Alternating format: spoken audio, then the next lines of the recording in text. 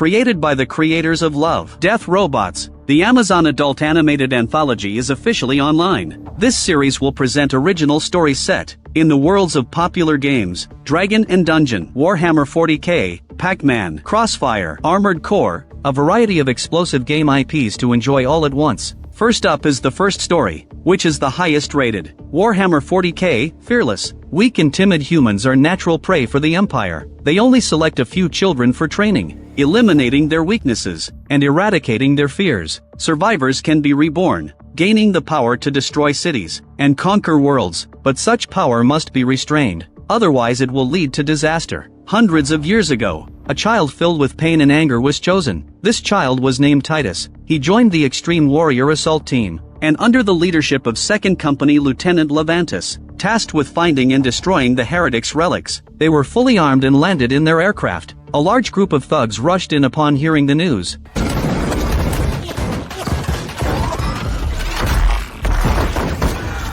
The assault team formed a line and chopped down the incoming enemy. They were emotionless killing machines. The bike-riding thugs were quickly eliminated. The enemy deployed tanks for fire suppression. The lieutenant raised his shield to block the fire. He covered one of his teammates as they charged the tank.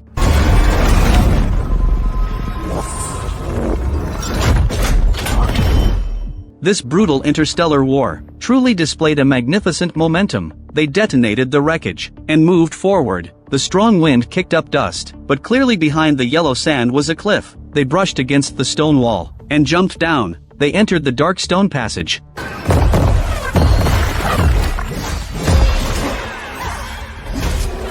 and eliminated the alien species hiding in the darkness. The blood glowed in the dark. The team continued dragging the crate forward. The group quickly entered a massive stone palace. A team member opened the crate and released an old man. A tube at the back of his neck connected him to the entire crate. The old man knelt before the heretic's relic, reciting incantations. This formed a natural protective shield. The assault team stood behind him, firing at the statue. A massive surge of energy swept in. Countless giant hands lunged at the old man. They were blocked by that shield within half a meter. At this moment, the long sword held by the statue suddenly emitted a purple arc of light. A creature with skeletal wings emerged. When his weapon touched the ground, everything in the cave came to a standstill. The monster killed the old man, and the shield disappeared as well. Several warriors lost their protection and froze in place. The monster folded its wings and approached the teammates. It directly penetrated the armor and invaded his brain.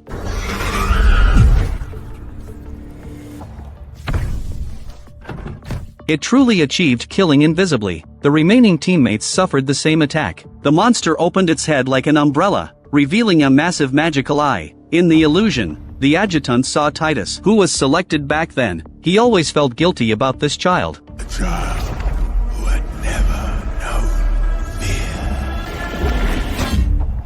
As the illusion ended, the lieutenant collapsed to the ground. Finally, the monster approached the rear of the team, where Titus stood. But Titus showed no fear or weakness. He unhesitatingly broke through the illusion. Titus killed the monster with a knife. The phenomenon of time stopping vanished in an instant. The halted ammunition quickly detonated the heretic's relic. A blinding white light shot into the sky. After the Empire confirmed the target location, they immediately launched long-range weapons. The lieutenant's meninges were temporarily activated as well. Titus dragged him out of the stone cave. However, the remaining thugs rushed in to stop their escape. Titus put on his helmet and continued forward. The adjutant seemed to see his youthful gaze through his armor. This child, who knew nothing of fear, would ultimately achieve great things. A thick aura of darkness enveloped the cold steel-clad extreme warrior. It matched the quality of the Warhammer 40k Space Marine 2-inch CG trailer. Not only were there smooth slaughtering battles, but it also briefly introduced the main character Titus. In a limited time, it delivered an outstanding performance. Then the second story began. Dungeons Dragons, the Queen's Cradle. The setting is in the world of Dungeons Dragons. In the stillness of the night, a boy trapped in a cage is struggling due to hallucinations in his mind. Suddenly, footsteps are heard outside the cage.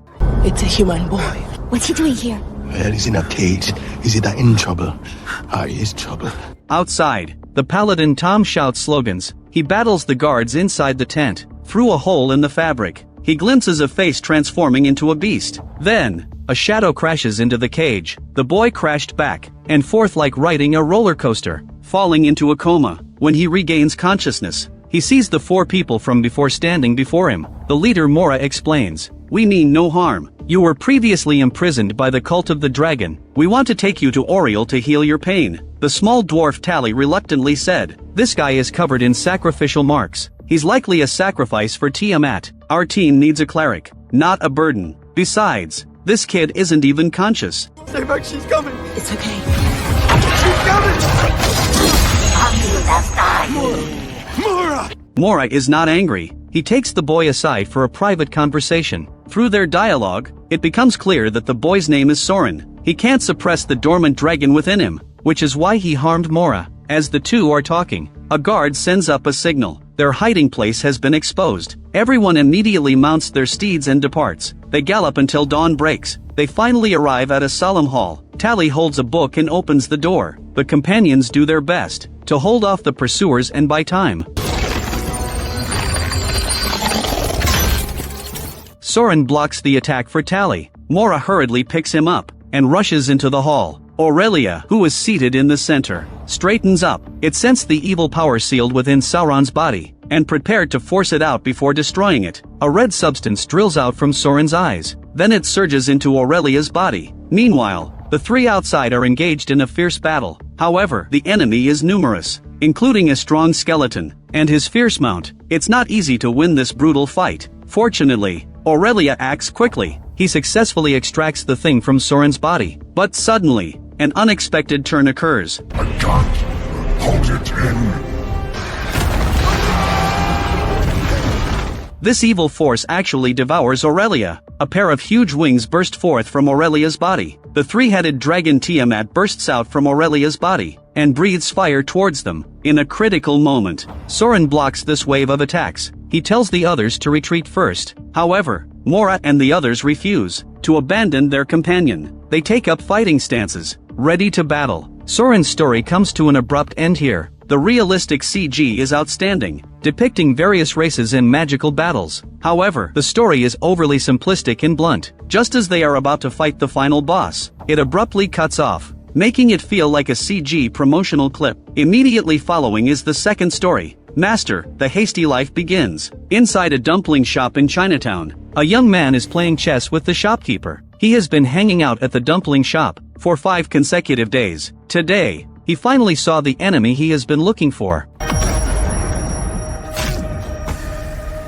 The young man followed a crowd into a club. Then he approached the bouncer at the bar. He wanted to inquire about the whereabouts of their boss. However, these people were hot-tempered. The young man easily took down 2 people, but he gets his throat slit by a tattooed man. The people in the club panic and flee in all directions. Yet, the young man surprisingly stands up. The coins hanging from him emit a glow. His face grows a beard, making him look several years older. It can be seen that reviving in place requires overdrawing his life. This time, the young man successfully takes down the tattooed man. However, more thugs emerge.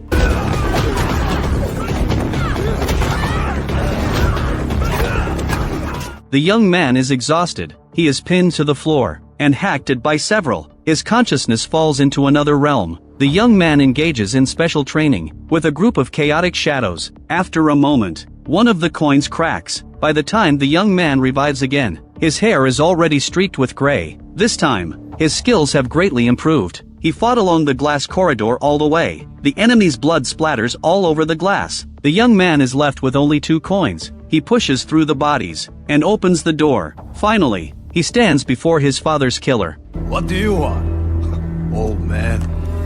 Come on then. The scene shifts, and the battle is already over. The white-haired Avenger returns once again to the dumpling shop on the street. He has only 1 coin left on him. The shopkeeper recognizes him and asks, "Has your grandson been here? He looks a lot like you, only he is younger and angrier." The Avenger doesn't deny it. He follows up on the shopkeeper's words and asks, "He said you spent 60 years of your life making dumplings. Is it really worth it?" You tell me.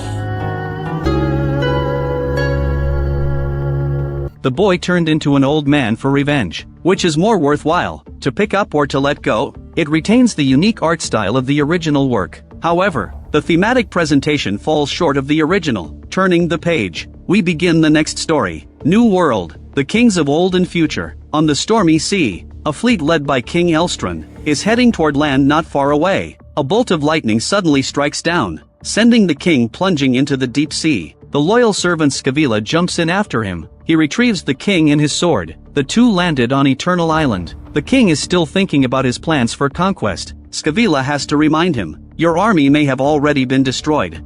An army does not make a king. A king makes an army. You there, boy! The king orders Scavilla to translate. "I am King Elstron from the north, here to conquer this land and its people. You are fortunate to be the first subject." Then the king extends his sword to bestow a blessing. However, the next second, the sword is snatched away by the person before him. The short-haired girl stabs both of them, but soon, both of them revive one after another, not because they are the chosen ones, but because on Eternity Island, no one can die or leave. The king said, "That's great. I will rule over an immortal kingdom composed of immortal subjects." The two swagger into the palace ahead. "To receive your new king and ruler, Aelstrom of the Northern Shore." Who are you? Elstron doesn't even wear armor. He wants to duel the king. The winner will rule Eternity Island. He is flexing his muscles, but the next second, his arm is chopped off. Elstron is thrown out of the castle after his defeat. If it weren't for the special properties of Eternity Island, he would end up like Scavilla, becoming a one-armed man. Elstron has one advantage. He has a thick skin. Now he has not only an indestructible fighting spirit, but also an indestructible body. So he repeatedly challenges the king, but each time he ends in failure. He was born royalty, wasn't he? His father's father before him. His father's father's father. Yeah, got it. The king of Eternity Island isn't hereditary. He was originally just the son of a cobbler, but he attained the throne entirely on his own merit. In his homeland, Elstron's competitions were rigged by his subordinates, who were afraid to offend the royal family. That's why Elstron has never lost. This has shaped his arrogant personality. After Scavilla revealed the truth, he was very angry. He climbed alone to the forbidden area containing black power.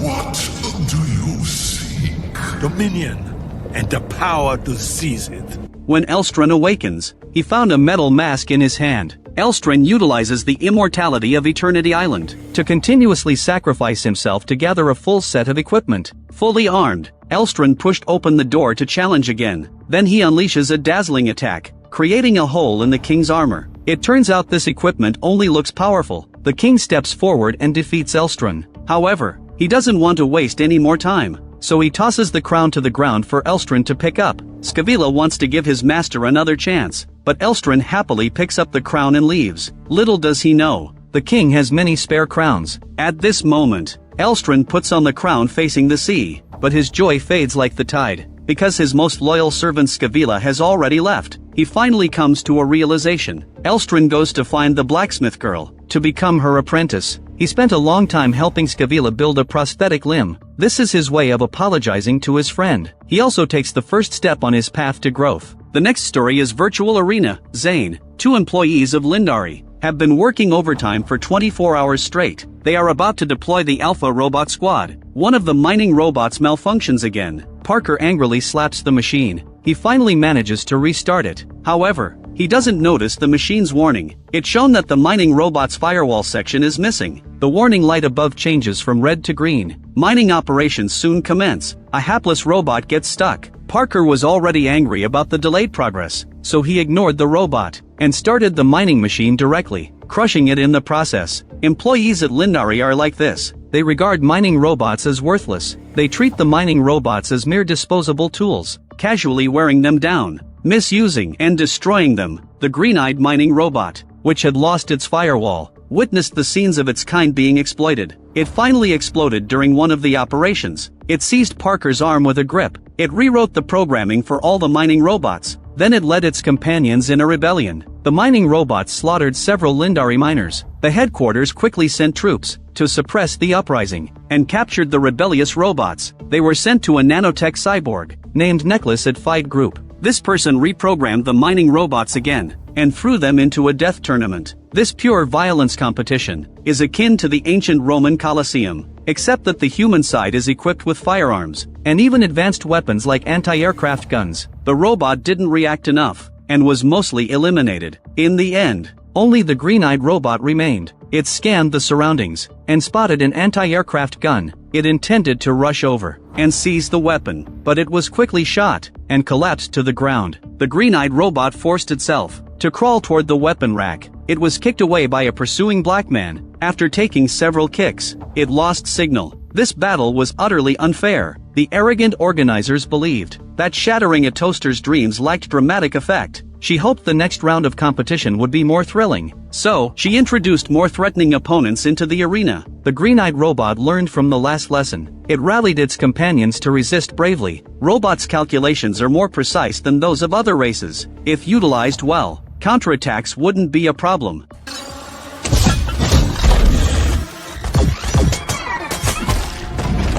The green-eyed robot quickly displayed the qualities of an excellent leader. It remained calm, intelligent, and composed under pressure.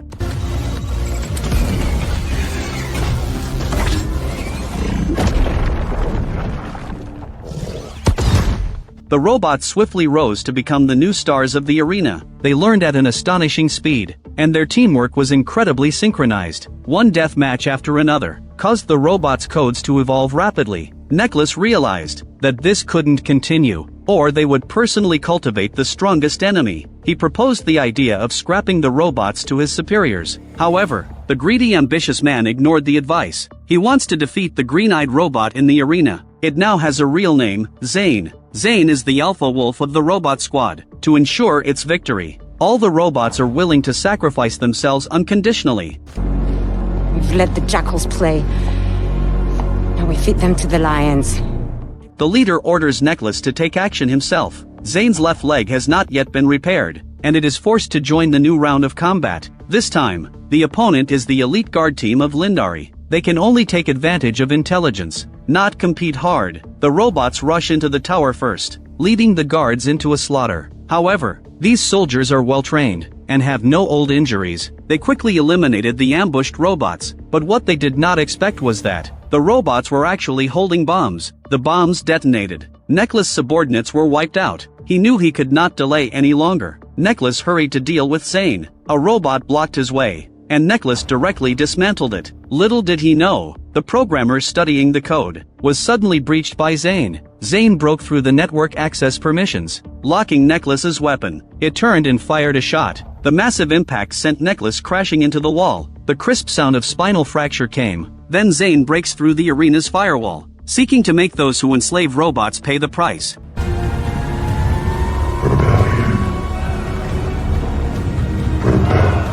This episode's story is straightforward and clear, with clear cause and effect that is easy to understand. The inclusion of gunfight action scenes fits well with the fast-paced FPS combat style of the virtual arena, making it a competent short film. Next is the thought-provoking Pac-Man Reincarnation. The game Pac-Man vividly depicts the philosophy of I eat, therefore I exist. The short film underwent significant adaptation. The film begins with a smooth green figure, awakening in a maze. He has no memory or identity, and can only follow the golden spherical machine forward. This world has waited for your arrival. What is my purpose? You eat.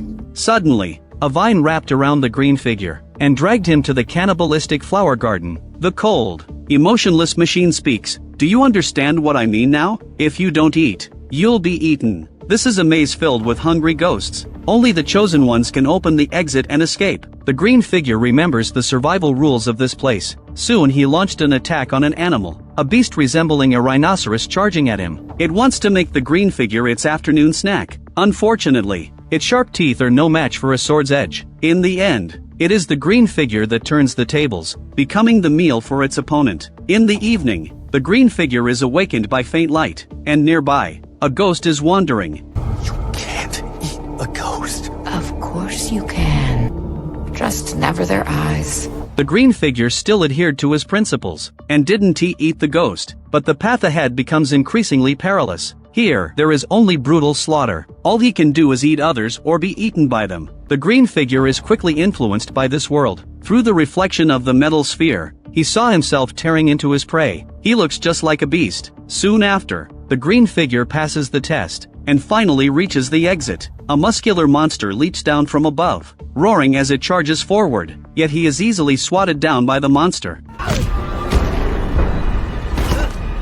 The green figure is unwilling to end like this. he struggles to get up with his broken body. Pac-Man opens its mouth wide and bites down on the green figure's back. A tremendous force envelopes him completely. The two merge into one, transforming into a giant Pac-Man. The green figure doesn't want to lose its identity, becoming a machine that only knows how to consume. So he digs out the Pac-Man inside him, collapsing to the ground. Lifeless, Pac-Man's plan to escape the maze fails once again, but it doesn't give up as a result, because Pac-Man firmly believed that repetition can bring strength, so it activates a new experiment. You must be hungry. The protagonist is like a sword-wielding version of a Green Bear Grylls, which is quite interesting, but too far removed from the original. The final story is titled Armored Core, Asset Management. It is also an episode starring Keanu Reeves. Keanu is the last old-school enhanced human in the galaxy, which is now completely out of production. He wanders alone through the snowy night. His only friend for conversation is the AI assistant embedded in his brain. Keanu soon receives a job offer. The employer asks him to infiltrate the Shrieker's mechs to steal a batch of cores before sunrise. Keanu agrees to the job. Then he removed his jacket and put on his gear. Keanu climbs into the Silver Shrieker's mech. Once he enters the mech, he becomes part of the Steel Warrior, transforming into the most fearsome killer. The AI assistant warns Keanu, there are two enemy cores at 41 degrees. They have already locked onto your position. One is a pilot and the other is a remote operator. Working in concert, their coordination is exceptionally high, but it's not enough to defeat Keanu's human-machine integration. He quickly solved the trouble and headed to the target location. Guarding the entrance is a deadly mech squad. Their bodies are heavy and slow, but they have great firepower. Compared to them, Keanu's greatest advantage is his speed. However, he quickly realized that things aren't that simple. The entire squad is too well coordinated, and the enemies don't intend to hit Keanu. They simply aim to make him waste energy on a diagonal trajectory. Keanu used smoke cover to hide in the canyon. After a brief adjustment, he charges out quickly. Keanu slices a mech in front of him in half, but he briefly faints due to energy overload. Fortunately, the impact of the mech hitting the ground forced him to wake up. After the operation, the mech is severely damaged, with the fuel cell only at 9% remaining. However, according to the mine specifications and data analysis, this hangar can hold at least 7 cores. At this point, it's better to go all in. Keanu charged into the hangar with his incredible skills. Just as he is about to marvel at his luck, he realized that the AI assistant is gone. The enemy is firing into the open area. As Keanu wonders, the AI finally speaks. It discovered that this place still retains enhancement technology for humans. This technology should have been lost long ago. No wonder the mech squad's coordination is so seamless, because they are all old-school enhanced humans like Keanu. This is the first time Keanu has seen his kind. He cautiously extends his fingertips and crushed the head of the reinforced person. Nobody's like me. That's right. Nobody's like us. The overall style is similar to Boundary, Heavenly Fire. It revolved around an enhanced human who enjoys solitude. It showcases thrilling mech firefights. However, choosing a star actor completely unrelated to the series to headline Armored Core seemed quite out of place. Overall, the first half is somewhat repetitive, focusing entirely on action gunfights. It pales in comparison to the rich themes of love, death, robots. Warhammer 40k is arguably the most fitting and well-executed segment of the first half. Amazon will soon update the second half, including Honor of Kings, Mega Man, Cave Exploration, The Outer Worlds, and other shorts. If you like my channel, please click subscribe.